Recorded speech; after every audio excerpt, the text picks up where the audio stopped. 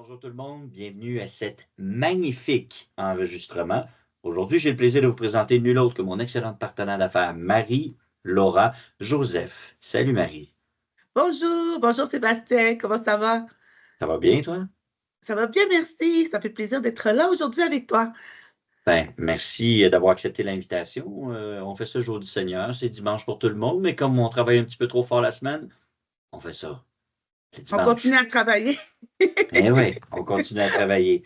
L'objectif, c'est de parler de financement aujourd'hui. Tu le sais, je travaille très fort en financement au Québec. Je connais exactement comment ça marche, les rouages. J'ai eu des business en financement hypothécaire. Les affaires vont bien, encore en finance, plus que jamais.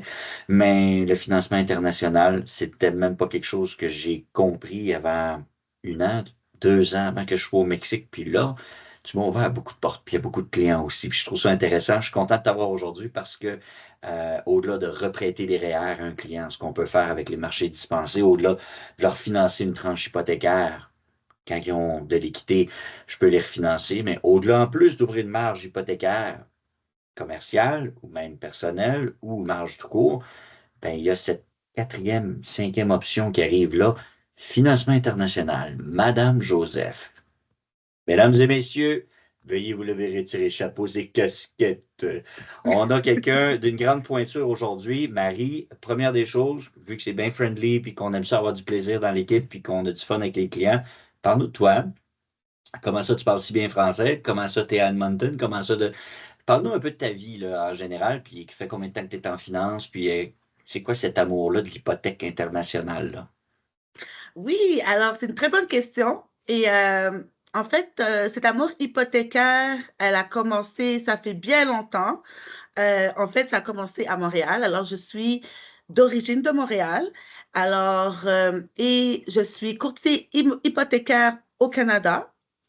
Dans le résidentiel, dans le commercial et incluant dans l'international. J'ai travaillé depuis mon jeune âge. J'ai travaillé en tant qu'assistante pour des planificateurs financiers, pour des grosses firmes de planification financière au Canada, incluant Investors Group. Et c'est là que j'ai eu l'amour pour les finances.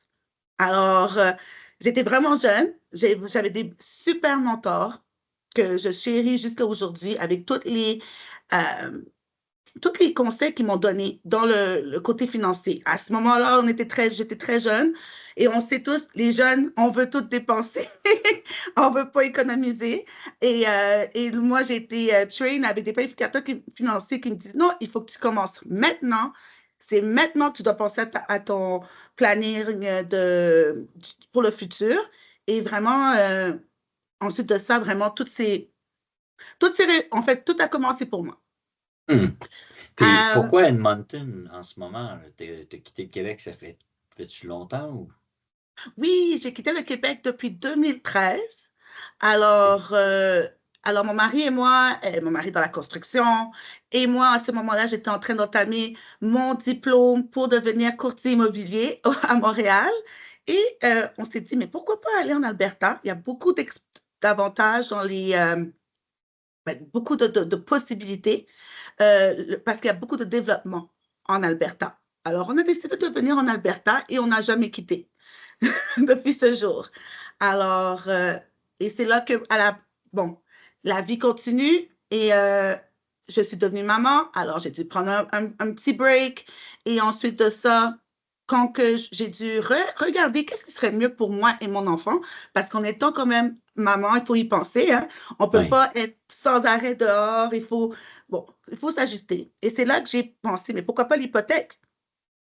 Alors, ma passion pour le real estate mélangée avec ma passion pour les finances.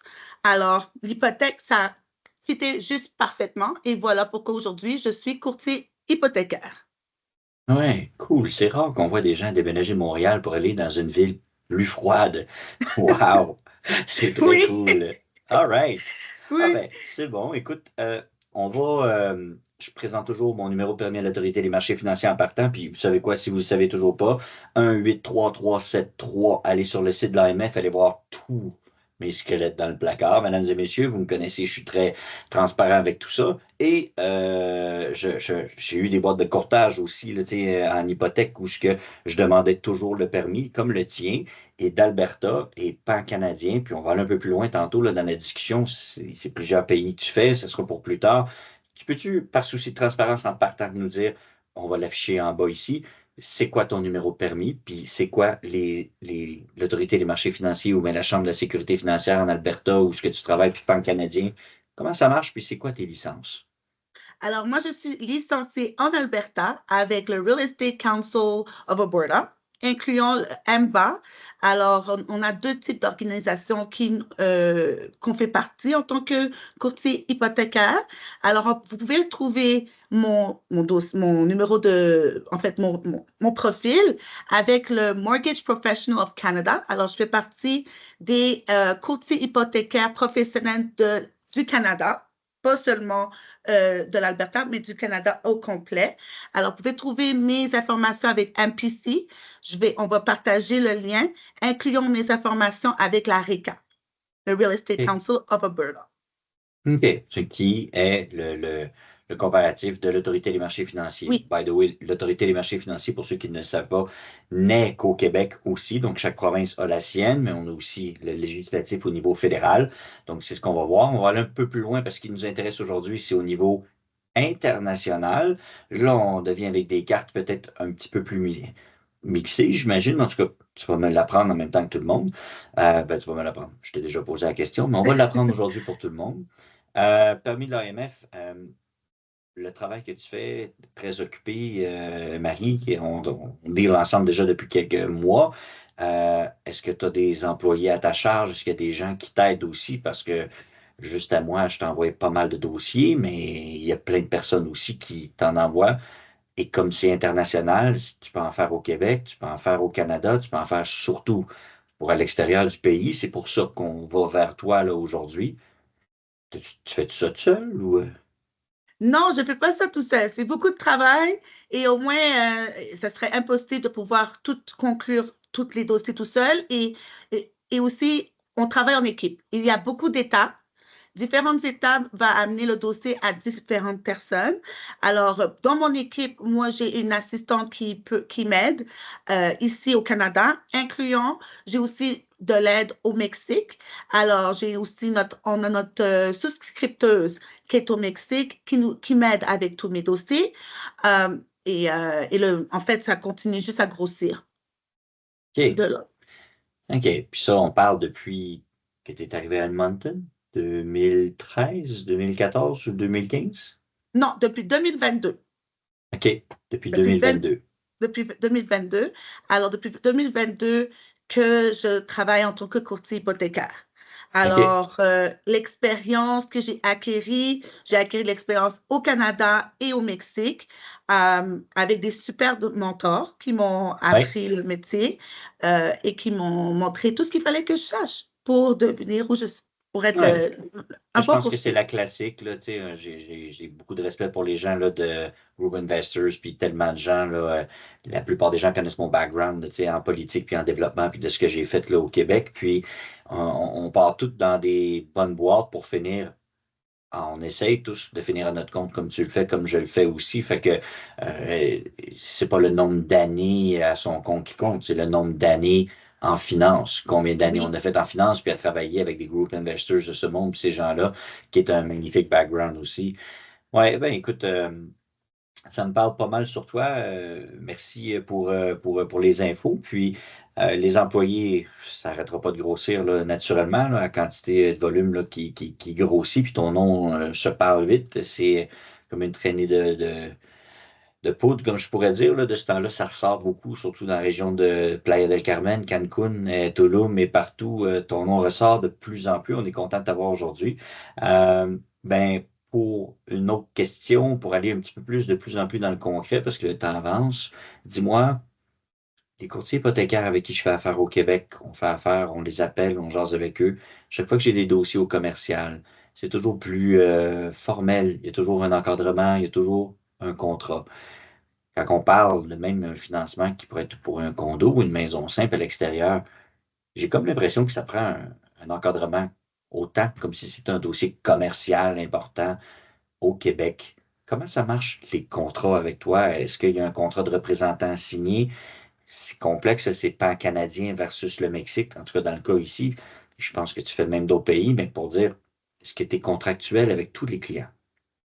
Oui, absolument. Alors, on parle, en fait, c'est très, très, très méticuleux, notre profession.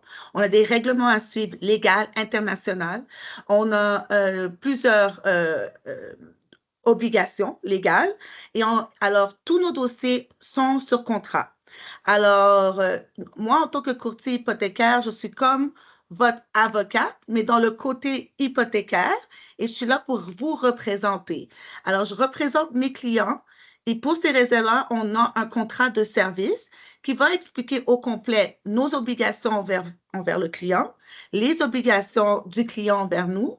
Alors, on doit tous travailler en toute transparence durant la durée totale de la transaction pour s'assurer que la transaction va réussir, excuse-moi. OK. Alors, c'est très important. On commence toujours sur des bonnes bases et ces bonnes bases sont de vraiment comprendre les enjeux, notre obligation légale, incluant l'obligation du client. Alors, c'est pour ces OK. raisons-là, on a un contrat de service. Parfait. Ton contrat de service, j'imagine que tu parles au moins un 15-20 minutes avec le client avant de dire non, non, tu rêves en couleur, là, ça ne marchera pas, oublie ça. Ou sinon, quand tu dis écoute, je pense que tu as pas mal toutes tes chances, moi, je vais me mettre à travailler. Naturellement, que je vois ta charge de travail, elle est plus lourde que la plupart des courtiers hypothécaires avec qui je travaille, même au commercial. Ça ne doit pas être gratuit, là, ça, là. Ça coûte combien une fois que tu dis c'est beau, je prends ton dossier, tu as toutes tes chances de ton bord, tu es sérieux. Combien ça coûte pour l'amener à bon terme, ce Oui. dossier-là? Alors, première des choses, comme le plus important, c'est la toute transparence. Moi, je vais analyser, je vais faire un rendez-vous avec le client virtuel si je ne peux pas le rencontrer en personne. J'ai toujours un rendez-vous par vidéo. J'explique comment ça se passe, la procédure. Je fais aussi du questionnement pour essayer de comprendre où le client va, où je devrais m'enligner par rapport à mon plan de match. Et c'est certain, je ne peux jamais vous dire à 100% que votre dossier va qualifier, mais avec l'expérience, je sais c'est quel dossier qui a plus de chances de succès. Alors, moi, je vais mettre toutes les chances de notre côté et je vais travailler à réduire les risques parce que dans le côté hypothécaire, le financement est toujours lié au risque. La banque va regarder plus le client a un dossier risqué, moins il va être enclin à avoir un approuvement. Alors, c'est là que moi, je viens pour enlever les risques. Oui. Alors, de ce côté-là, on va faire une analyse et là, je vais vous dire, OK, voici les stratégies meilleures pour vous et on va ensuite envoyer votre dossier à la banque. Combien ça coûte? C'est qui est ta question, Sébastien. Alors, Oui. ça varie de dossier en dossier.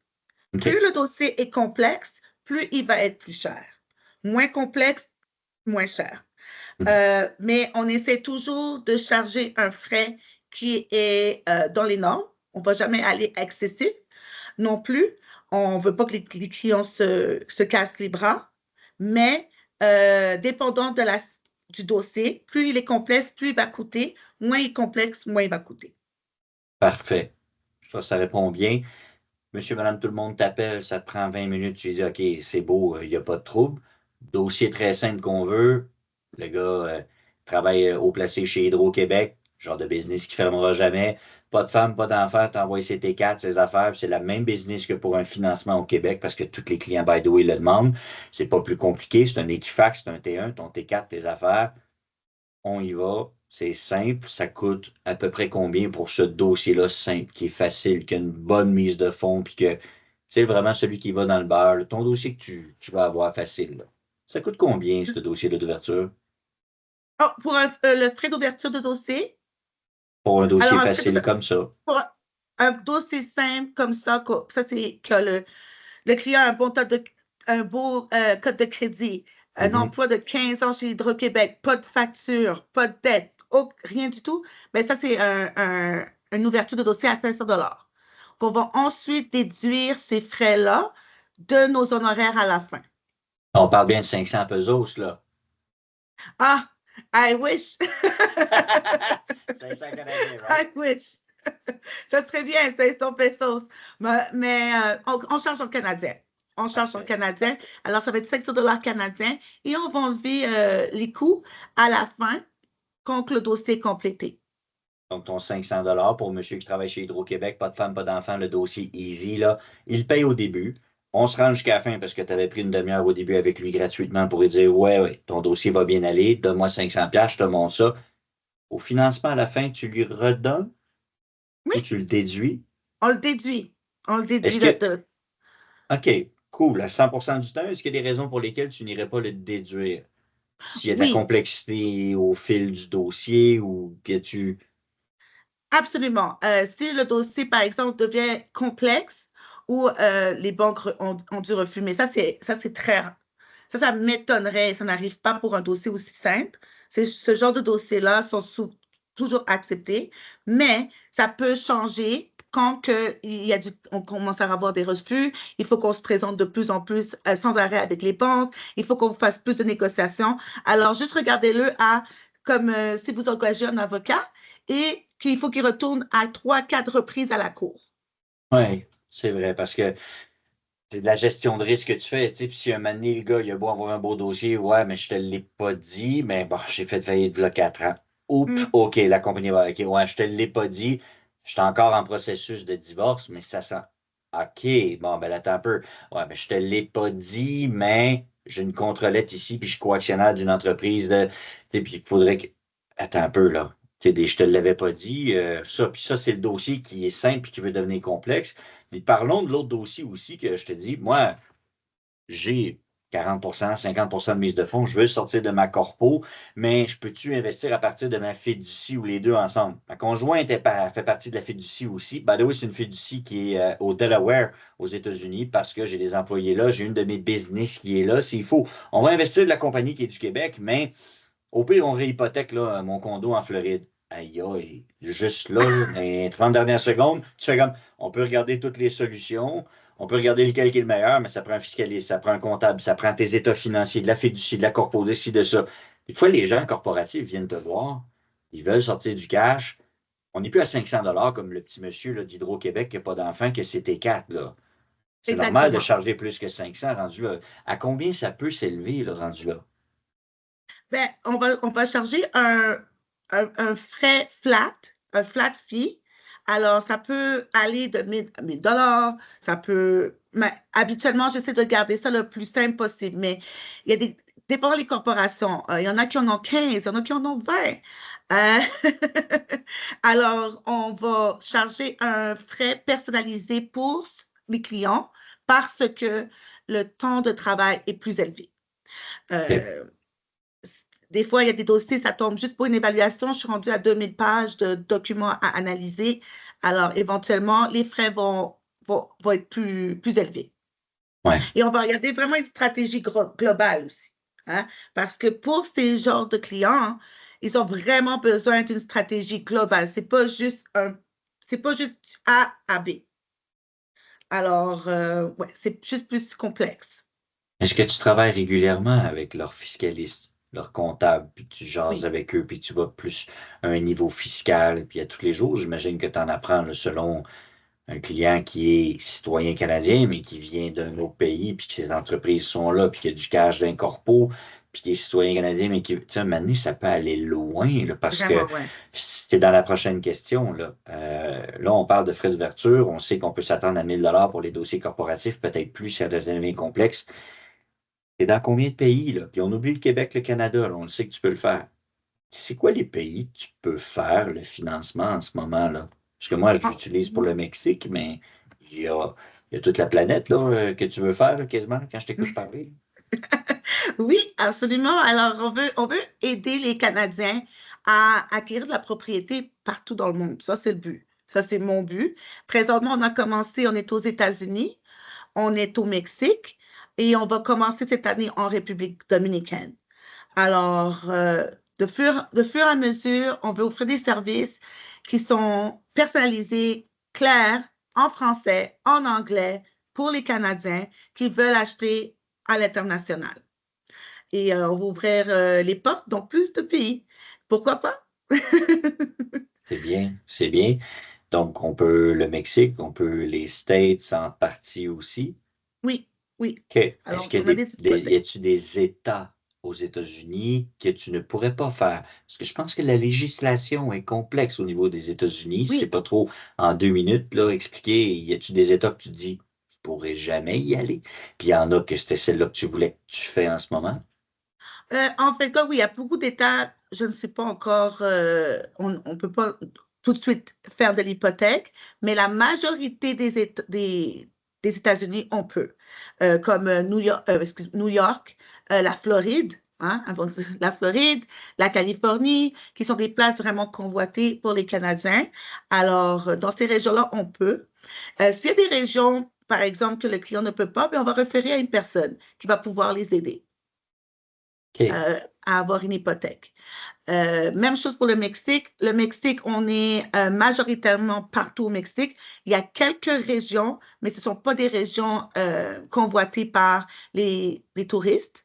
Euh, et aussi pour des raisons de sécurité qu'on ne va pas offrir du financement dans ces régions-là. OK, ben Pour l'instant. parlons-en. La plupart des gens ne le savent pas. Là, moi, si je me trompe, mais je pense que c'est 34 États au Mexique. Le pays devrait, puis s'appelle les États-Unis du Mexique.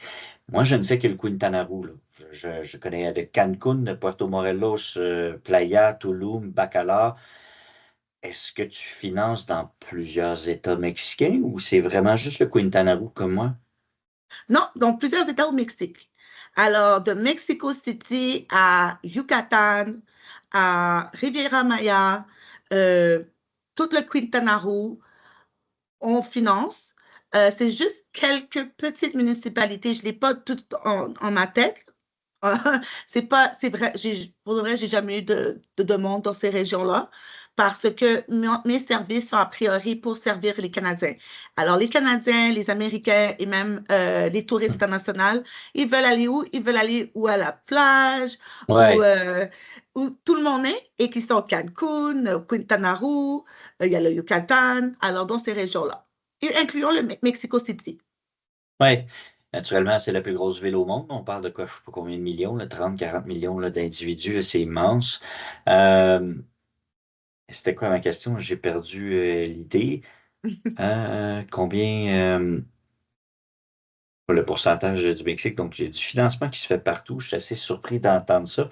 Au Canada, on le sait, tu sais, j'ai 15, 16, 17, 18 une vingtaine de banques, là. La plupart des gens connaissent les 10, 12, même là, qui ont pignon sur rue, là, les gros noms, mais il y a aussi celles à côté là, qui font du virtuel. On parle de Manuvie, on parle MCAP, on parle de First National, on parle, tu sais, Home Trust, il y en a, il y en a, il y en a. Oui, Est-ce qu'il y en a en Alberta unique à ça? Puis est-ce qu'il y en a aussi au Mexique où tu dis, ça, c'est les grosses avec des pignons sur rue, mais il y a aussi du virtuel mexicain que vous ne connaissez pas, que vous devriez connaître comme First National, les Manuvie, les Tangerine. Comment tu vois le marché mexicain? Là? Parce qu'on développe ensemble le Mexique. Est-ce que ça arrive souvent que tu vas faire affaire qu'une banque virtuelle mexicaine plutôt qu'un pignon sur rue? oui, absolument. Pour des raisons que chaque banque a leurs critères. Alors, et chacune de leurs critères peut-être ne va pas être la meilleure pour un client. Alors, c'est pour ces raisons-là que moi, je travaille avec toutes les banques, tous les types de banques qui m'ouvrent les portes à pouvoir offrir des services plus, des services personnalisés pour le client. Ça me ferme pas des portes. Alors, au Mexique, on a le même type de lending qu'au Canada, comme tu parles de First National, MCAP, Home Trust, qui sont des banques virtuelles. On a aussi les B-lenders, comme on a au Canada, qui sont comme Home Trust ou il y a Home Trust, Equitable Bank et tout ce type de banque. On a le même type de banque au Mexique. Alors, tu as les top, top, top que monsieur, madame, tout le monde va connaître parce qu'ils peuvent les voir dans la rue. Et il y a Oui. aussi ceux qui ne connaissent pas, que c'est juste connecté avec des courtiers. Il faut être un courtier pour avoir accès à ces banques-là. Et la liste va de banques, des top banques jusqu'aux banques privées. OK. Et c'est pour ces Parfait. raisons-là qu'on peut offrir une panoplie de services pour les Canadiens. OK. C'est un peu mêlant. C'est pas comme si j'avais gros de la compétition là, au Mexique puis des gens que je connaissais, fait que je me fiais entièrement sur toi. Ces compagnies-là, parce que la plupart des Québécois pourraient dire, ouais, mais c'est au Mexique, là, tu sais, en plus, tu sais, c'est juste virtuel, c'est mexicain. Oubliez pas qu'au Mexique, c'est aussi gros que le Québec. En tout cas, le pays habitable du Mexique est 5 fois plus gros que celui du Québec, puis on parle de 100 millions d'individus. Il n'y a pas autant de gens qui ont du crédit puis qui sont habitués à puis qui font affaire avec des banques. D'ailleurs, les taux, on va en parler dans quelques minutes, c'est pas aussi sexy. Mais est-ce que les banques virtuelles sont vraiment compétitives comparées à celles que tu vois, le Desjardins sur place mexicain là-bas? Sont-ils vraiment forts ou sont juste en arrière aussi un petit peu sur certaines choses technologiques? Parce que le système bancaire virtuel est fort au Mexique, vraiment? Oui, le système bancaire virtuel est très fort au Mexique, au contraire. Et une des raisons que ces banques-là vont avoir des meilleurs services, c'est que les hypothèques pour les étrangers est bien récente. Elle est bien nouvelle au Mexique. Euh, Habituellement, c'est pour les citoyens. Alors déjà là, il y a une grosse, si monsieur, un groupe, une problématique, excuse-moi. Si monsieur, madame, tout le monde prend l'avion, s'en va au Mexique, décide du jour au lendemain, moi j'achète une maison, s'en va à la banque au coin de la rue, demande une hypothèque, ils vont tout de suite avoir la porte. Ils n'auront pas d'hypothèque. Ils Mhm. ne pourront même pas commencer une application parce que les critères hypothécaires au Mexique sont très stricts. Non, attends, là. Si moi, je t'envoie un client, puis tu me dis, on va faire avec banque X, puis le client, il veut, pour X raison, il prend son taxi, il est déjà à Playa del Carmen ou Cancun, puis il va cogner à la porte. Puis il se fait dire que ça va marcher avec toi. Mais il va sur place parce qu'il veut. On jase, là. Il va pas se faire servir? Non, ils vont même pas regarder son dossier.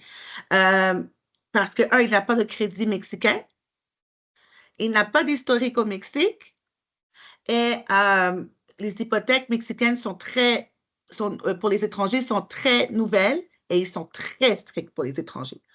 Alors, ils n'ont pas non plus toutes euh, en fait, le training, il y a beaucoup de choses plus, comment dire, complexes, mais ils n'ont pas tous les moyens pour servir un client canadien et qui va arriver en succursale comme ça et qui vont lui donner une hypothèque. Alors, présentement, on est comme dans une zone grise. Les banques que nous, on travaille avec, c'est les banques qui ont dit oui, on voit qu'il y a une demande. On est prêt à donner des hypothèques aux Canadiens. Euh, on va travailler avec des courtiers spécifiquement des courtiers spécifiques qui Oui. sont trained. Parce que j'ai du training à chaque semaine avec chaque banque qui sont trained par rapport à c'est quoi leurs critères, c'est quoi en fait, quel type de clients qu'ils veulent. Alors, et ils veulent des personnes qui peuvent trust. Alors, c'est pour ces raisons-là qu'ils vont faire affaire avec des courtiers qui vont train Oui. pour trouver les clients appropriés pour eux. Oui. Euh, Ben, approprié, tu dis approprié. Ce que je comprends bien, c'est que le Mexique est ouvert à prendre notre argent puis à le développer puis nous laisser investir. Mais il n'y a pas de temps à perdre avec monsieur et madame tout le monde qui parle Pedro Sancho, pas trop habla espagnol, c'est la succursale du coin. Non, non. Trouve-toi non, non, quelqu'un non. dans ton pays qui va travailler avec des ententes avec nous autres parce qu'on n'est pas rendu là. Le service à français, gringo style, c'est pas usual, là. Même dans C'est les grandes banques mexicaines exactement. qui sont sur place, sont ouverts, mais trouve-toi un représentant canadien, right? Absolument, c'est OK. exactement ça. Tu l'as vraiment bien dit. C'est comme, c'est vraiment complexe de ce côté-là. On peut pas, les gens qui travaillent à la banque, ils parlent espagnol seulement. Ils vont parler peut-être un petit anglais. Bon, c'est pas le meilleur des anglais non plus. Et là, ils se retrouvent avec des clients qui demandent un prêt hypothécaire. Là, ça prend beaucoup, ouais, ça prend beaucoup Ouais, de connaissances. je Et c'est comprends. beaucoup de, Puis pour dire, l'entreprise qui m'a référé à toi ou avec laquelle j'ai entendu, puis quand je vois ton nom, c'est Mexican Mortgage Hub. Et des fois, on travaille ensemble. Tu le finances au travers d'une compagnie qui est quand même canadienne, mais qui travaille là-bas aussi. Puis des fois, c'est le contraire, c'est le Mexique, mais qui voudrait développer au Canada. Comment tu fais pour prendre un client après l'autre que je t'envoie des fois? Puis tu dis, ben lui, je le finance avec une Canadienne. mais qui a une succursale puis qui travaille en collaboration. Puis des fois, c'est une carrément mexicaine, puis qui ne travaille même pas au Canada non plus. C'est quoi, il y a du knowledge à prendre au travers de ça. Je ne veux pas qu'on rentre trop dans les détails. C'est-tu normal pour tout le business as usual? Puis tu dis, non, non, fais-y confiance à lui, là, même si c'est mexicain, il n'y a pas de trouble. Parce que mes clients, des fois, ils vont faire comme, ah, ben, c'est une succursale unique, canadienne, mais qui font affaire avec eux autres. Des fois, le client a tendance à faire plus confiance, hein. Il se dit, ah, leur succursale est ici, leur maison mère est ici, ils ont des ententes avec les Mexicains. C'est plus simple que de faire affaire directement. Des fois, oups, banque mexicaine, 100% mexicaine, mais ils n'ont pas de succursale au Canada pratiquement parce que tu as des ententes avec eux. Comment ton client voit ça, puis comment toi tu vois ça de développer avec des banques mexicaines à côté qui ne sont pas au Canada? Est-ce que c'est un gros pourcentage? Y a-tu beaucoup que tu fais ça ou c'est souvent canadien le financement au bout du rouleau? Au bout du rouleau, je pourrais dire, je fais plus de ben, c'est 50-50. Pourquoi? Parce que il y a les facteurs. Encore les facteurs du client. Je vais garder ça simple parce que ça peut Oui, on peut prendre une heure là, oui, à juste oui, parler des oui. facteurs, procédures mexicaines, procédures canadiennes. Mais non, les banques mexicaines qu'on travaille avec, c'est des très bonnes banques. Ce sont des banques qui offrent les services pour les citoyens mexicains, incluant les étrangers. Ce sont des très, très, très bonnes banques qui offrent des bons services. Qu'est-ce qui va différencier quelle banque où le client va aller? Ça dépend si le client va être accepté avec une banque mexicaine, dépendant les facteurs que je répète souvent, le crédit, le taux d'endettement, le LTV qu'on appelle le loan to value, le ratio prêteur. Excusez-moi, parce que je suis aussi en Alberta, alors des fois je fais du franglais, là, mais les ratios prêteurs, euh, la mise de fonds. Alors, moi, je vais regarder toujours, même chose pour un dossier canadien. Même, tu sais, j'ai accès à toutes les banques, mais je vais regarder laquelle qui va offrir le meilleur stratégie pour le client spécifiquement. Oui, on est dans le Euh, courtage, courtier. exactement. Et alors, un client qui m'arrive, qui me demande, OK, moi, je préfère avoir un prêteur canadien pour des raisons que le Mexique, bon, on en entend des choses. Oui, c'est vrai, on en entend des choses, mais on en entend des choses aussi au Canada. C'est pour ça qu'on travaille avec des courtiers accrédités. Quand on travaille avec des courtiers accrédités, ben, les situations là, de fraude ou quoi que ce soit, ben, elles sont nulles. Nous, on respecte la loi, on travaille juste avec des organisations légales. Il n'y a OK. pas incluant les prêteurs privés. Ces prêteurs privés, eux, sont des organisations, des entités légales qui ont des permis et les droits pour faire une hypothèque. Et c'est OK. seulement avec cette institution-là qu'on va travailler. OK. Par expérience, est-ce qu'il y a des banques mexicaines que tu dis je ne ferais plus affaire avec eux autres aujourd'hui? Oui, il y a des choses. Oui, oui, oui. Oui, C'est bon, been there, done that. OK, on ne oui. rentrera pas trop Oui. dans ça. Euh, Question plus spécifique pour monsieur, madame, tout le monde. Les taux au Mexique, ça ressemble à quoi?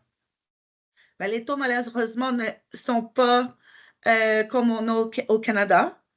Alors, on est dans le 11%. Alors, les taux d'intérêt sont entre 11% à, je vais vous dire 12%. Mais pour une hypothèque conventionnelle, on est entre 11 et 11,99. OK. Est-ce que les taux peuvent être apportés à augmenter si le banquier n'aime pas le dossier ou il trouve que le risque est trop haut pour lui, mais il veut l'accepter, mais à un plus haut taux? Est-ce qu'on voit ça dans les banques mexicaines? Non. Euh, En fait, plus le risque va être élevé, si le risque est élevé mais raisonnable, ben, c'est certain que le client va avoir un taux d'intérêt qui va être un peu plus élevé. Une des choses, c'est qu'au Canada, plus la demande de financement est élevée, par exemple, tu veux un financement de 95% pour les first-time home buyers, par exemple, ben, le taux d'intérêt va être plus bas. Au OK. Mexique, c'est différent, c'est le contraire. Plus le financement est haut, plus l'intérêt est haut. Plus le financement est bas, moins l'intérêt baisse. Ah oui. Oui, alors pour les clients qui veulent, exemple, une mise de fonds de 10%, ils sont employés, ben, le taux d'intérêt va monter. C'est drôle parce qu'au Canada, des fois, j'ai l'impression, corrige-moi si je me trompe, mais qu'on va juste dire le taux, il ne change pas, mais mettez plus de mise de fonds, monsieur le client. Oui. Est-ce que c'est ce qu'ils font aussi au Mexique ou ils vont juste dire Ben, écoute, on est à l'aise avec ton 10% de mise de fonds, puis on va en reparler tantôt. Mais le taux va être plus haut. Au lieu de dire au client, non, non, le taux, c'est le taux, mais on exige 10% de mise de fonds de plus, s'il vous plaît. Pourquoi est-ce qu'au Canada, il y a une différence entre j'augmente le taux ou non, j'augmente la mise de fonds? Est-ce que c'est plus dans les mœurs mexicains, bancaires, de faire ça différemment? Oui, les droits de courtage au Mexique les règlements sont vraiment différents. Et aussi, ces règlements-là aussi sont, comme le courtage pour les étrangers est bien récent. Alors, c'est toujours un système qui peut se développer, qui pourrait être mieux développé, hein. Alors, Oui. leur manière de faire les choses est différente, mais similaire, mais différente. Alors, au Mexique, plus la mise de fonds est plus de mise de fonds, mieux c'est. Parce que là, parce que la banque ne veut pas mettre plus d'argent. C'est ça. Ils vont vous dire, OK, merci, vous mettez 50%. Parfait, là, je vais vous donner ce taux d'intérêt-là qui va être plus bas. Ah, là, vous voulez plus mon argent? OK, ben là, je te charge plus. Et c'est vraiment ça, c'est comme ça les droits de courtage au Mexique. Comparativement au Canada, c'est pas la même manière. Alors, est-ce que le système va s'ajuster euh, plus qu'on en fait avec le gouvernement et tout ça? Je suis certaine. Mais OK. pour le moment, ouais. Alors, les règlements sont comme ça. Il y a aussi beaucoup de frais qui sont complètement différents qu'au Canada. Alors, si monsieur, madame, tout le monde va acheter une propriété, c'est quoi, un minimum de 1% pour les frais de fermeture. On n'a pas de des commissions. Ils vont faire un prêt avec la banque TD. Ils n'auront pas à payer des frais à la banque, hein. Habituellement, c'est tout ajouté dans l'hypothèque. Mais au Mexique, l'hypothèque est pour les étrangers. Alors, le gouvernement va vouloir, oh, malheureusement, faire comment dire, du profit. Oui. Alors, ils vont charger des frais. Les frais sont plus chers, les frais de fermeture et tout ça. Encore une fois, tout ça, c'est contractuel, c'est bien expliqué de ton côté. Parfait. Est-ce que tu remarques une très grande défaillance envers certaines banques que tu dis au Canada? On est toutes là au point technologique, structure, on se compétitionne, on est là. Mais au Mexique, c'est comme il y en a qui sont vraiment, il y en a qui sont encore au papier, là, tu sais, là, puis que c'est quasiment avec des turbines au propane, là. Façon de parler, j'exagère, je fais une joke plate, là, mais dans le sens, est-ce que tu vois vraiment un système archaïque dans certaines places, des fois, au Mexique, où c'est vraiment pure technology, puis sont structurés aussi, parce que je les sens rapides, puis on the point aussi, là, mais Oui, oui, oui. Non, oui. non, non, c'est très structuré, c'est pas archaïque, c'est technologique. Euh, c'est juste que les lois sont différentes. Mhm. Vraiment ça, c'est ça la différence. Mais c'est pas archaïque. Bon, il y a des temps de procédure qui sont un peu plus longs et c'est comprenable. Par exemple, qu'on est rendu à la fermeture, il faut créer une fidéicommisso. Bon, il y a différentes instructions qui se font quand il y a du financement ou quand il n'y a pas de financement. Bon, tout ça, on pourra aller en détail, mais non, c'est vraiment un système de qualité. On a Oui. un système, comme au Canada, on a des portails, j'ai des communications claires, directes avec les banques. Alors, non, c'est un très bon système. On va se reprendre en note de refaire une deuxième capsule éventuellement sur les détails de qu'est-ce que tu aimerais voir dans le système hypothécaire mexicain déménagé au Canada pour faciliter la tâche et qu'est-ce que tu aimerais voir du Canada vers le Mexicain aussi. Donc, un moment donné, on développe beaucoup des parcs immobiliers pour nos clients, on les aide à se structurer, puis un moment donné, on veut développer leur crédit, on veut développer leur relation avec le banquier ici, avec toi, puis avec les outils.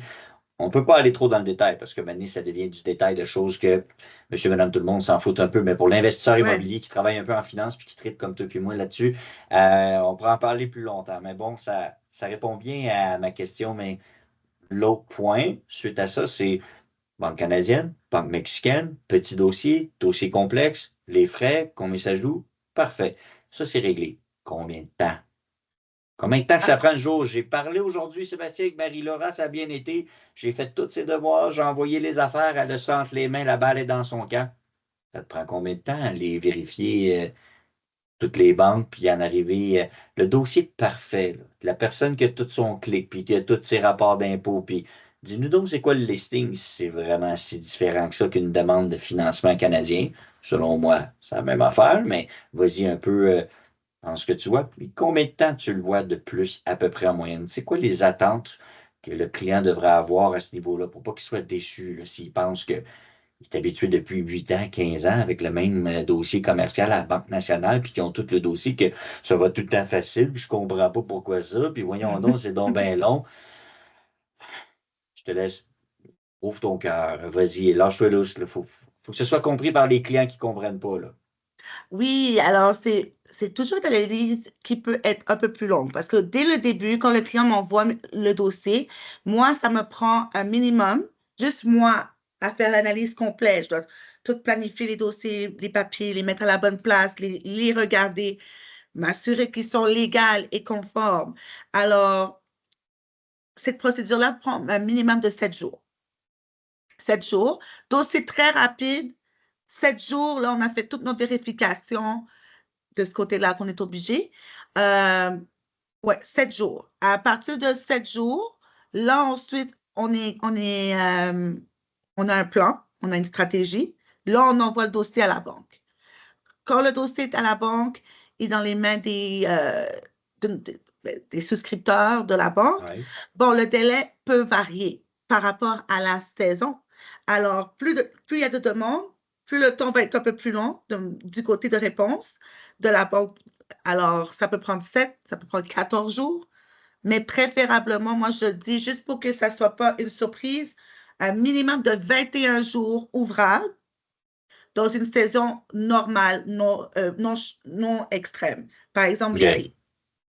21 OK. jours ouvrables, on peut conclure. C'est certain, récemment, le mois de décembre a été vraiment. Habituellement, le mois de décembre est un mois très calme, mais récemment, ce mois de décembre était une saison chaude. Alors, le temps est toujours un peu plus long. Bon. Euh, mais 21 jours ouvrables, c'est la norme. OK. Fait que si c'est la saison des pluies au Mexique, puis qu'en même temps il fait chaud à Edmonton parce qu'il fait fret 17 mois par année chez vous, might take a little while. Hein? Ou Oui, c'est toujours mieux de commencer avec nous d'abord, avant de commencer à aller chercher la propriété. L'hypothèque est la partie longue. Euh, il va avoir, faut pas oublier, c'est au Mexique. Alors, la plupart des banques parlent espagnol.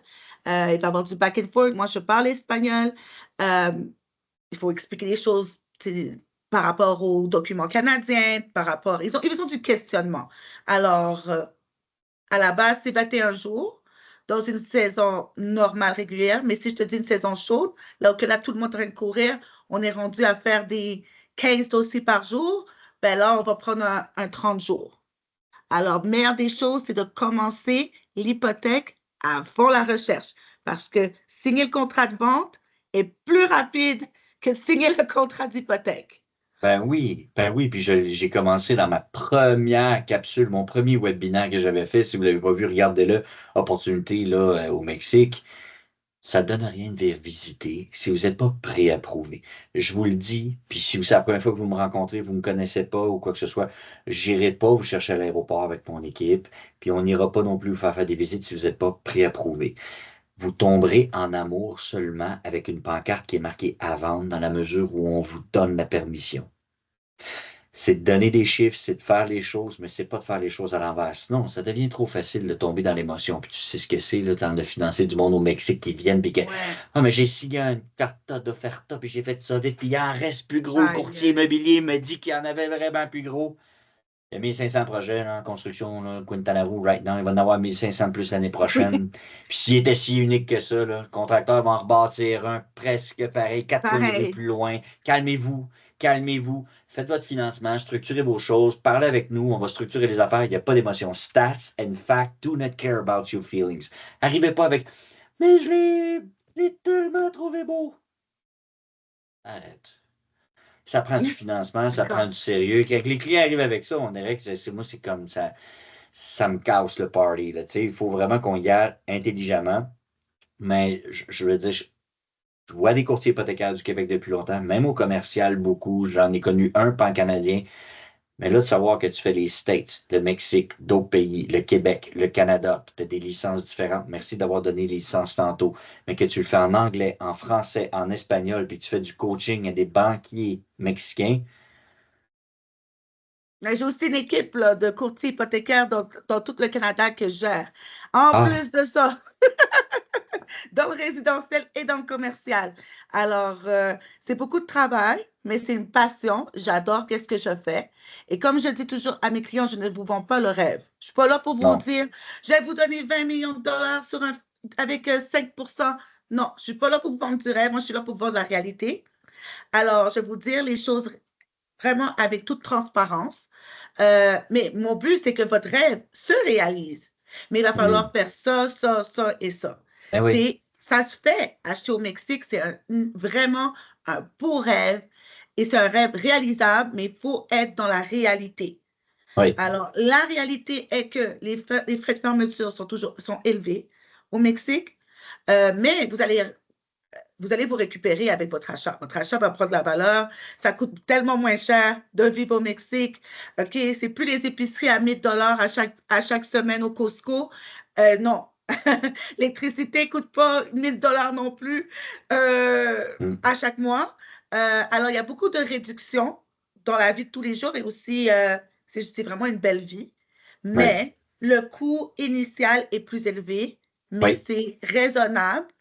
Alors, puis moi, je vous vends la réalité. Alors, si votre plafond est de maximum, vous me dites, OK, Laura, moi, je vais acheter pour 500 000 dollars US. Moi, je vous fais un pré-approuvement. C'est plus un approuvement formel. J'utilise encore le mot pre-approval ou pré-approuvement, oui, mais c'est un approuvement formel parce que je m'en vais faire approuver votre dossier à la banque pour que vous n'ayez pas de surprise. On ne veut pas que le exact. client ait des surprises et se dise, oh mon Dieu, j'ai signé pour une propriété et là, le financement tombe à l'eau. Non, pas du tout. On va sécuriser un approuvement pour le client. On va s'assurer qu'il est approuvé avec une banque. On va lui donner les frais, on va lui donner un estimé d'abord. Ensuite, quand la lettre d'engagement est arrivée, là, le client va avoir tous les frais détaillés de la banque. Ça peut toujours changer, ça varie. Les banques ne nous disent pas d'avance qu'ils vont changer des frais, par exemple, pour l'évaluation municipale. Ils ne nous disent pas. Ça arrive. Mais moi, j'essaie toujours de m'assurer que les clients, ben, ils aient un chiffre, un estimé qui est très, très, très, très proche de ce qu'ils vont Oui, avoir. Alors, c'est toujours un peu plus bas ou un petit peu plus haut, mais ce ne sera jamais euh, une grosse différence. Alors, on ne vend pas le rêve, on vend la réalité. Puis, exact. on s'assure que le client, ensuite de ça, la procédure est éclairée et qu'il n'a pas de surprise. Des Oui, surprises, par exemple, ça peut arriver. On essaie toujours que ça n'arrive pas, mais ça peut arriver. Par exemple, je vais te donner un exemple de surprise. Si le client décide d'aller acheter une Lamborghini, monsieur achète une Lamborghini et l'hypothèque n'est pas terminée. La banque voit ça dans son crédit. Ben, qu'est-ce qui arrive? Ben, ça cause un problème. Si le client a surtout d'endettement, ben, il s'élève. Alors, dans ce genre de surprise-là, c'est pour ça que je suis très, très claire avec les clients du début à la fin. S'il vous plaît, si vous voulez l'hypothèque, ne faites pas de dépenses. Gardez vos finances exactement comme il est aujourd'hui, et même meilleur. Payez vos factures. Gardez pas de solde à payer. Euh, N'importe quoi qui affecte ta cote de crédit, mais on ne veut pas que ça arrive. Il faut que ça monte. Il ne faut pas que ça ben, baisse. ça m'amène à un autre niveau, un autre point, là. Quand tu fais une demande de crédit avec quelqu'un, naturellement qu'on va utiliser les chiffres de sa vie, de son économie, de ses choses, de ce qu'il fait au Québec.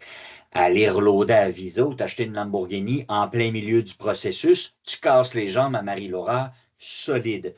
Mais je dis, puis corrige-moi si je me trompe, je le dis régulièrement, si vous ne voulez pas affecter votre crédit canadien, vous ne voulez pas affecter votre ratio d'endettement canadien, parce que vous êtes toujours à la chasse au Québec de la prochaine immobilier, puis structurer vos affaires, vous voulez rester sexy devant votre banquier québécois. On va voir, Marie-Laura, tu t'occupes de nos affaires. Pendant le processus, il ne faut pas, parce que tu lises là, notre ratio d'endettement, là, puis notre crédit canadien, mais une fois que c'est fait, puis qu'on finance au Mexique, la Banque canadienne, elle ne verra jamais notre crédit mexicain ou notre ratio d'endettement, tout dépendamment de l'institution bancaire avec qui on fait affaire. Si c'est très important pour un client de dire, Marie, moi, je veux continuer à développer mon parc immobilier, là. J'aimerais ça que ça ne paraisse pas sur le crédit canadien ni mon ratio d'endettement. Je peux comprendre que pendant la demande, je ne bouge pas, je ne tire rien, pas de Lamborghini, je te le promets, je vais attendre.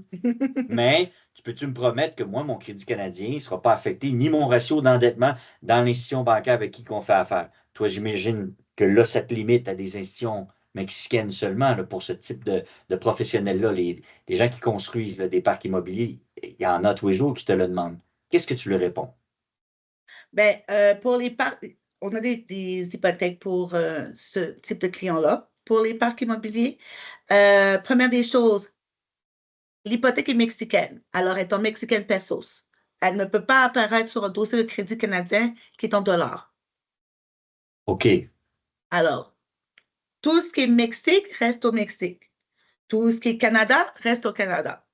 Ce qui est à Alors, Vegas, reste à Vegas. All right. exactement. Le Mexique, c'est le nouveau Vegas. Alors, ça va rester à Vegas, Mexico. Vous aurez pas, on n'aura pas, ben, légalement, c'est ça qui est ça, parce que ça ne va pas apparaître sur votre dossier de crédit. Ce n'est pas Equifax au Mexique. Ça m'amène aussi à une autre question, puis on pourra remettre ça dans une prochaine capsule, mais il peut y avoir des raisons. Un, je veux garder mon équité puis mon maximum de capacité d'emprunt au Canada. Ça peut être aussi, je voudrais me protéger d'un divorce. Mon Oui, conjoint, je veux pas non plus qu'il ait la moitié de ça parce que c'est moi femme, qui ramène tout le cash, puis je veux pas que lui ou X raison. Ça peut être aussi entrepreneur, ben, mon partner dans l'entreprise qu'on a acheté ensemble. Tu dois voir de tous les sortes, là. C'est pas juste touche pas à mon crédit canadien, mon ratio d'endettement. C'est pécunier, familial, affaires, business, de toutes sortes de raisons, là. oui, oui, oui, oui, absolument. Alors, j'en vois de toutes les couleurs. Le client qui est en situation de divorce et qui ne veut pas partager son nouveau bien. Habituellement, quand on est en situation de divorce, on a un separation agreement ou un contrat, excuse-moi, là, j'ai oublié le mot en français, là, C'est le, en anglais, c'est correct. ouais, le separation agreement qui fait que votre ex-mari peut pas, aura aucun droit sur votre prochaine propriété. Euh, Puis, on a des clients qui arrivent avec, ils ont beaucoup d'argent, ils veulent acheter, ils veulent pas se faire partager les biens avec la famille ou Oui, quoi que ce soit. On a vraiment des scénarios, il y en a tellement. ben oui, Euh, Puis oui, c'est possible. Alors, moi, je suis là pour les clients. oui, N'importe quel enjeu qu'ils ont, c'est pour ça que c'est important pour moi qu'ils me disent tout par toute transparence. Parce oui. que si on ne me le dit pas, là, je ne peux pas les aider. Alors, quand un client m'arrive et me dit, OK, moi, je suis en séparation de divorce, quoi que ce soit, ben, je vais leur donner des stratégies Oui. pour se OK. protéger. Je comprends, puis je vois de plus en plus de dossiers où il m'arrive des surprises avec toi. Je me dis, j'avais pas pensé à ça, mais techniquement, c'est le genre de choses qui arrivent. Puis maintenant, le frais d'ouverture, les dossiers, combien de temps, mexicain, canadien, les raisons, les pour, corpo, on en reparlera une dernière petite seconde, mais on peut amortir ça sur combien de temps, là? Parce que le Canada était revenu à 25, on avait la Laurentienne, puis quelques autres qui disaient non, encore 30, qui est un peu spécifique. Puis le Canada, je pense qu'il va repousser à plus haut à cause que les taux sont trop élevés. Il ne veut pas trop engorger les Canadiens, ce qui est déjà hors de tout doute fait. On amortit ça sur combien d'années au Mexique? C'est quoi le minimum puis le maximum que tu vois? Alors maintenant, on amortit, dépendant des banques, c'est entre 20 et 30 ans. Et aussi, ça dépend de l'âge. Il y a aussi ce facteur. Pour un client qui a 55 ans et plus, le maximum de finance qu'on peut donner, en fait, le maximum qu'on peut donner un financement à un client au Mexique, c'est jusqu'à 75 ans. Oh, Oui. Alors, si un client qui m'arrive et il a 55 ans, on va être capable, on va être capable d'aller au maximum de 20 ans, mais on ne pourra pas aller à un maximum de 30 ans. quelqu'un qui a 65 ans, bien nanti, solide, avec de l'immobilier, bon crédit, tout ça. Il dit amortis-moi ça sur le plus long possible, puis mets-moi ça au Mexique. Tu peux pas faire plus que 10 ans. Non, je ne pourrais pas faire plus que la banque va m'ordonner. Est-ce que Euh, c'est une loi carrément au Mexique ou juste d'État en État, mais dans le Quintana Roo, c'est comme ça que ça marche?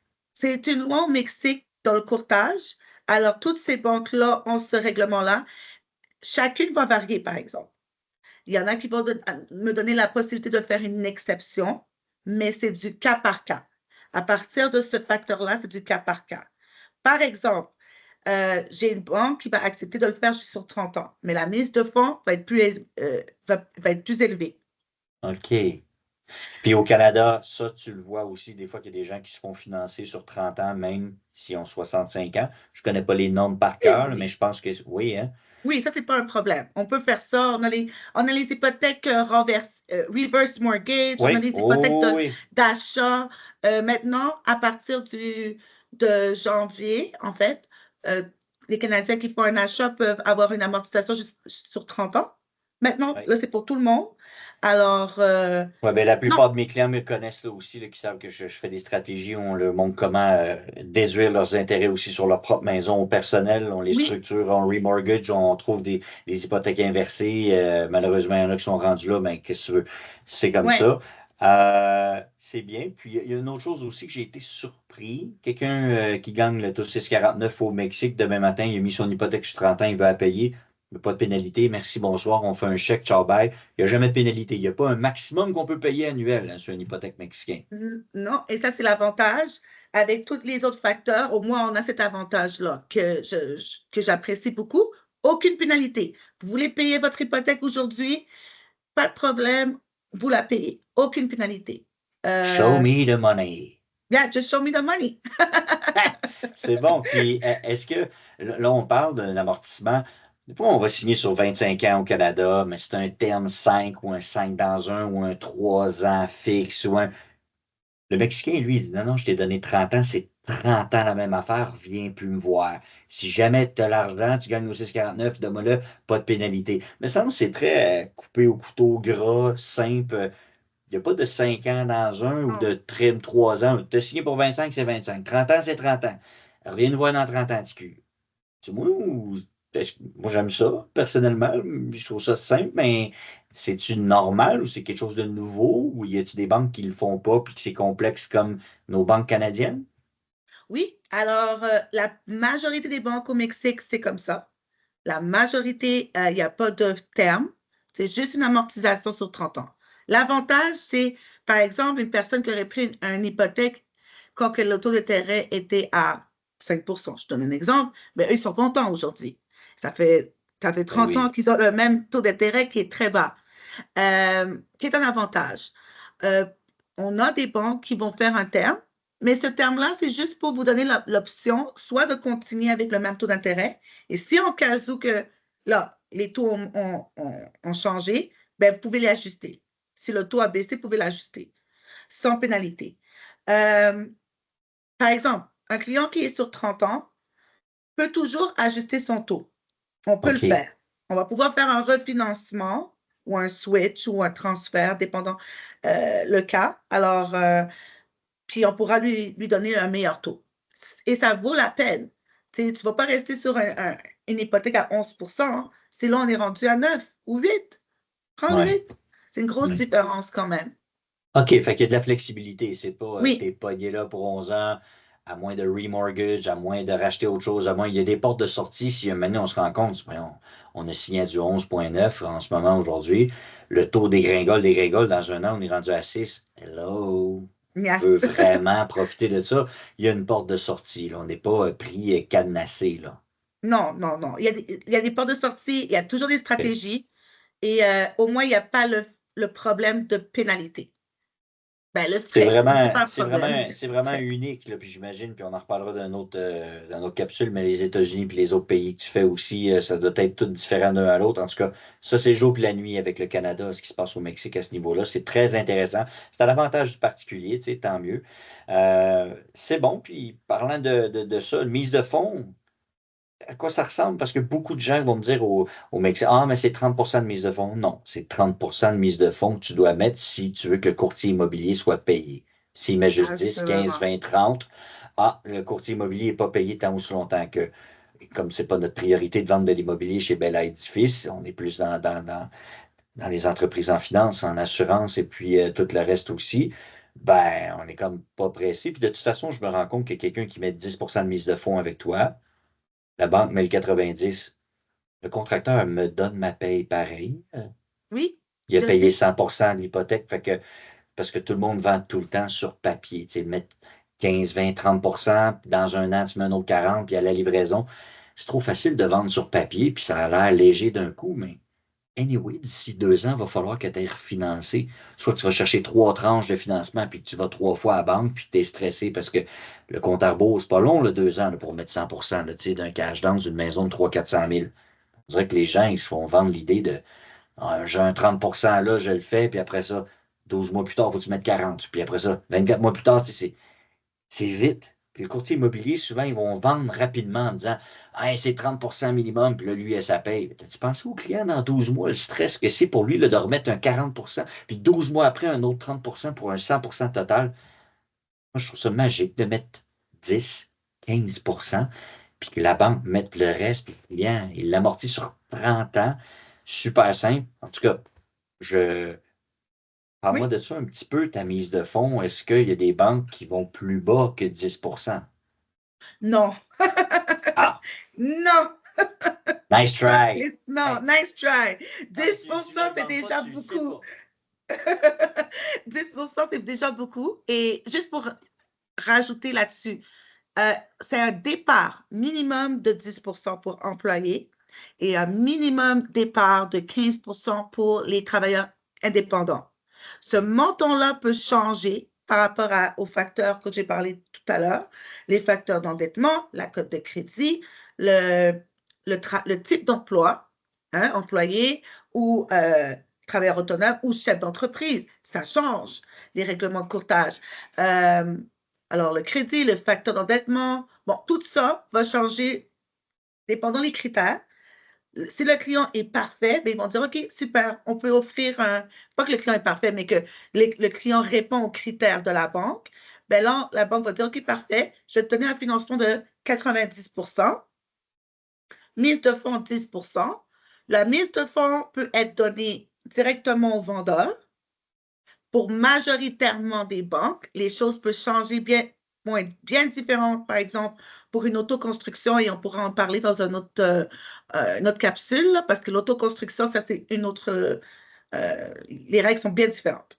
J'ai une Mais capsule aussi là, avec un partenaire d'affaires sur l'autoconstruction, sur comment ça marche aussi sur mon site belaedifice.com. Regardez ça, les amis. Mais continue par rapport à ça. Excuse-moi de t'interrompre, Marie. oui, c'est correct. Alors, voilà, le financement va dépendre de différents critères. Alors, je vais juste rester global et juste, c'est pas pour l'autoconstruction, parce que l'autoconstruction, c'est bien différent. Mais l'obligation de mettre le 30%, ça, c'est pas l'obligation hypothécaire. À part si la banque, après avoir fait l'évaluation, l'assessment dit non. Moi, je détermine que ce client-là, le risque est tant, alors je veux 30%. Mais pour faire une réservation ou une offre d'achat pour acheter une propriété, le client n'a pas besoin de mettre 30%. Si son hypothèque a été acceptée à 85%, par exemple, il aura juste à donner le montant, le 15% au vendeur. On va offrir une lettre qui va formaliser et dire au vendeur que son hypothèque est acceptée, la date de fermeture et quand ils vont recevoir les fonds. Et à ce moment-là, le courtier immobilier va être payé. Cette, OK. cette situation-là arrive souvent parce que les clients vont au Mexique et se font informer de plein de choses. Qui n'est pas vrai. Soyons honnêtes, c'est pas vrai. Alors, tu n'as pas à mettre 30% au vendeur pour réserver un terrain. Tu peux mettre le montant approprié, tu sais, le montant qu'ils ont de libre. Et nous, on peut s'occuper du reste. Et c'est très important de séparer euh, la mise de fonds et l'offre acceptée de la banque et une offre acceptée du vendeur. C'est deux choses différentes. Qu'est-ce que le vendeur veut? C'est pas qu'est-ce que la banque veut. À Hmm. la fin, quand il y a une hypothèque, c'est la banque qui prend le dessus. Elle prend le dessus. C'est elle qui contrôle, OK. c'est elle qui paye. Alors, c'est la banque qu'on doit OK. respecter, les règlements. Parfait. Ce cash-là, ce 10, ce 15, ce 20, ce 30%-là, c'est quoi vraiment les dossiers au bout du rouleau là, que tu dis, OK, ça a vraiment pris juste 10% ou c'est vraiment extrêmement rare et qui finit toujours avec un 15, 20, 30 ou est-ce que tu le vois régulièrement, là, ce 10%-là, le beau dossier, le gars qui a Oui, 800 de crédit et plus, puis que ça va bien, puis il veut juste mettre un 10. Est-ce que c'est régulier ou c'est juste pour nous attraper, là, non, c'est régulier, mais c'est pas tout le monde qui est naturellement? capable de répondre à ces critères-là. Alors, présentement, on est dans une situation où la plupart des Canadiens ont un taux d'endettement qui est élevé. Tout le monde vit au-dessus de leurs revenus. On le sait, c'est pour ça que beaucoup de Canadiens veulent s'en aller au Mexique. Le monde sont tannés de... Les cartes de crédit sont remplies, la ligne de crédit remplie, le salaire annuel plus bas comparativement à toutes les dettes. Alors, présentement, c'est un des problématiques qu'on voit dans les dossiers hypothécaires. La plupart des clients sont endettés. Alors, la mise de fonds de 10%, oui, on l'offre aux clients. Les clients ont des offres acceptées avec 10%. Mais est-ce que c'est beaucoup de clients? Non, à cause de cette problématique de taux d'endettement. Beaucoup de clients vont prendre une ligne de crédit pour acheter une maison au Mexique. Mais l'affaire, c'est que dès que tu prends sur la ligne de crédit, ça augmente ton taux d'endettement. On doit le calculer, ça. Ouais. C'est un Ben, crédit, c'est pas du cash. prochaine étape par rapport à ça, moi je dis OK, laisse faire, mais j'en ai du cash dans ma corpo. Là je sais, là, on vient de trancher là, carrément sur un autre segment où on pourrait prendre 45 minutes. Puis je demande à tout le monde de venir voir notre partenaire d'affaires à moi et Marie, qui est Marine Fèvre. On a fait 2 entrevues, une excellente en fiscalité avancée pour ce genre de choses-là. Mais comment ça se passe quand le client dit Marie, finance-moi, s'il te plaît, puis je vais prendre du cash de ma corpo? C'est quoi les premières questions, puis est-ce que ça se fait? Oui, alors les premières questions, c'est d'abord, est-ce que les corporations, je vais vouloir voir l'article d'incorporation. Je veux savoir c'est quoi le gross et le net euh, des 2 dernières années. C'est quoi le type d'entreprise. Tout ça va déterminer, si le dossier va être approuvé avec la plupart des banques ou ça va être un peu plus conservateur avec une banque. Combien d'hypothèques vous avez? Parce que la plupart des clients qui ont des corporations ont beaucoup d'hypothèques parce qu'ils font de l'investissement immobilier, ils sont des locataires. Et moi, j'adore ce type de dossier-là. Puis je trouve que c'est un bon moyen aussi d'investir et d'augmenter son capital, acheter des propriétés, mettre un renter, prendre une petite hypothèque. Super. Mais au Mexique, ça paraît bien plus différent. Hmm. Pour les règlements de courtage. Alors, pour une personne qui aura beaucoup d'hypothèques, ben, la liste de banques, elle est réduite. Elle est réduite. On va réduire la banque, mais on peut réduire le taux ou on l'augmente aussi? Oh non, le taux va rester habituel. Le taux va rester, parce qu'habituellement, ces clients-là, c'est pas, le taux d'endettement est calculé différemment au Mexique qu'au Canada. Oui. Et là-dessus, je ne vais juste même pas aller trop là-dessus, mais en même temps, je pense que c'est important de le dire. Oui. Qu'est-ce qui est vu en tant que dette au Mexique n'est pas une dette au Canada? Alors, oui. Alors, il y a des bonnes dettes au Canada, mais au Mexique, c'est vu comme une mauvaise dette. OK. C'est c'est ça. C'est ça qui est ça. OK. Alors, le taux d'intérêt ne va pas augmenter. Le taux d'intérêt va toujours rester pareil. C'est juste que je n'aurai pas au moins 4 offres de banque à lui présenter. À la place de ça, j'en aurai 2, OK. par exemple. Puis si le client il dit, moi, j'en ai beaucoup d'argent là, dans ma corporation, parce qu'on le sait, l'argent, il n'est pas dans les REER. Les gens pensent que c'est dans les REER, dans les CELI. Le cash, by the way, tout le monde qui nous Cash, écoute oui. au Canada, il est dans les corpos, il est dans les compagnies de gestion. Comment on fait pour pomper sa compagnie de gestion pour être capable de dire, hey, je ne veux pas me le sortir là, au personnel, puis après ça, te leur payer, là, mon condo de 500 000, faut que je m'en sorte 850.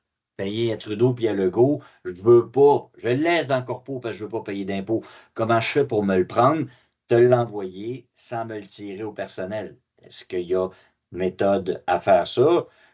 Est-ce qu'on peut se faire un emprunt d'une corporation à une compagnie mexicaine qu'on met sur pied? Est-ce que ces choses-là peuvent se faire? Oui, ça va se faire avec l'aide de plusieurs professionnels. Oui. Alors, ce ne sera pas juste moi du côté, moi, je vais venir avec les conseils hypothécaires. Comment on peut faire cette transaction-là pour le client qui a une corporation qui veut prendre l'argent cash, là, l'investir au Mexique. Là, on va avoir une fidéicommisso et, qui est un des enjeux. La fidéicommisso et le trust qui va donner le client le droit d'acquérir une propriété dans les régions touristiques comme le Quintana Roo. Le trust peut être simplement enregistré par un individu, mais on a une banque qui peut le faire avec les entreprises. C'est juste qu'ils vont charger plus cher. Les frais vont être plus chers. Mais la plupart des banques vont le faire. Ils ne le font pas pour les entreprises, c'est juste un individu. juste une qui va le faire pour entreprise. Mais sinon, qu'est-ce qu'on va faire, c'est que on va mettre un fiscaliste, parce que c'est là, on a Oui. besoin d'un fiscaliste. Moi, je ne suis pas fiscaliste, Ouais. mais on va pouvoir. Attends, là, je t'arrête là, j'ai la note. Excuse-moi. Excuse-moi, là, j'ai le mot. Vous pouvez acheter votre petit pays, c'est tout sur le bien votre entreprise. Ah, c'est ça. Comment on va faire pour couper ça? Il va le On, couper. on le coupera même pas. On va y aller comme ça parce qu'on a du fun. OK, bon, on coupera un peu, mais c'est correct. Alors, on peut acheter en tant qu'individu et ensuite transférer le bien à l'entreprise après l'achat. Mais ça va Ah, se faire avec un fiscaliste, un avocat. OK. C'est de là Alors, l'importance de regarder nos excellentes capsules avec Marine, avec nos autres professionnels, puis de regarder. Parce que les solutions sont là pour les corporations. Il y a moyen aussi de s'assurer de ne pas le tirer au personnel, puis de se faire des emprunts dans vos entreprises que vous montez au Québec, au Mexique, excusez-moi. À partir de là, ça se fait, mais il faut toujours que ce soit adossé par notre comptable et notre fiscaliste. J'imagine que c'est la suggestion que tu donnerais à n'importe qui là, qui veut adhérer à ça, naturellement. oui, parce que moi, ma profession, c'est les hypothèques. Hypothèque, hypothèque, hypothèque. Et dès que ça vient des coupures et tout ça, là, je donne la place aux spécialistes. Le OK. but, c'est de ne pas se marcher sur les pieds aux autres services, donner des informations erronées aux clients. Moi, je ne veux pas donner des informations erronées.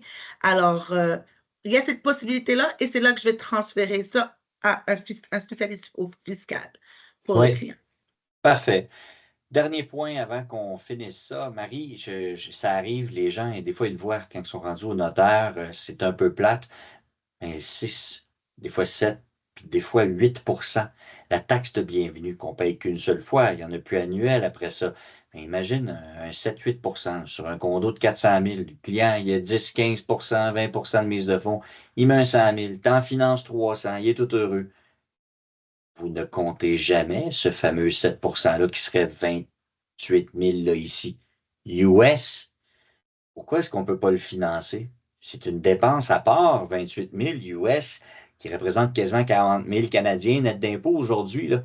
Ça me bloque des transactions en ce moment. Est-ce que vous pouvez financer la taxe de bienvenue, plus les meubles, plus ci, plus ça, des fois, par-dessus, ou vous faites seulement que des transactions où on fait l'hypothèque seulement, puis pour le reste, parce que c'est majeur, 7% que le client doit payer de sa poche à côté.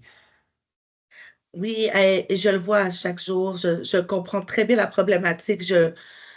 Malheureusement, c'est pas dans nos mains, ni la banque, c'est le gouvernement mexicain. Alors, cet argent-là va directement au gouvernement.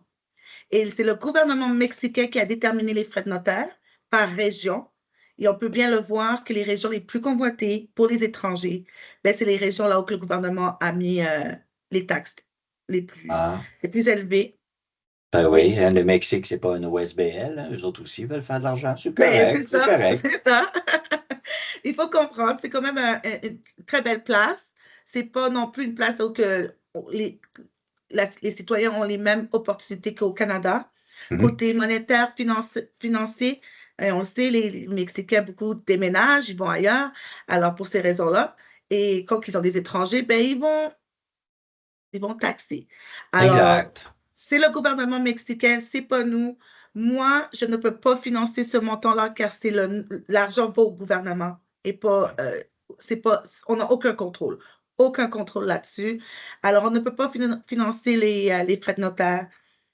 Euh, on peut financer, on ne peut pas financer les meubles, mais dépendant de certains développeurs, il y a des développeurs qui offrent les meubles bon, inclus. Et ça, les clients peuvent en avoir plus d'informations avec les courtiers immobiliers, trouver un moyen pour ça, mais de notre côté, non, on ne peut pas financer non plus les meubles.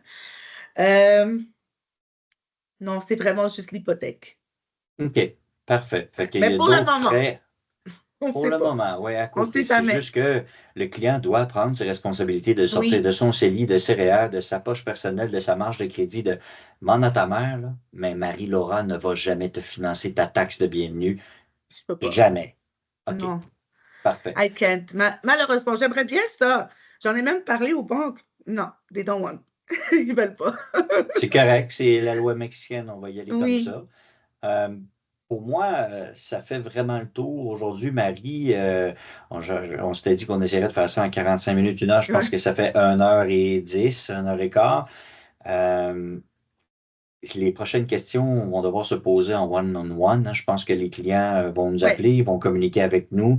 Gênez-vous pas, passez par moi directement et puis je vais essayer de répondre à vos questions le plus vite possible. Puis suite à ça, ensuite, on va y aller là, directement avec Marie, qui a déjà beaucoup de travail aussi. Donc, Mhm. pour de vrai, Marie, ça a été une super de belle appel découverte. Naturellement, je connaissais pas mal de réponses là-dedans, mais c'est toujours ce qui revient au day-to-day. Le fait que tous tes clients, je pense qu'ils devraient voir ça, particulièrement quand tu viens au Mexique, c'est un must, un incontournable. Merci d'avoir été avec nous et Ça puis fait nous avoir plaisir. partagé toutes les informations.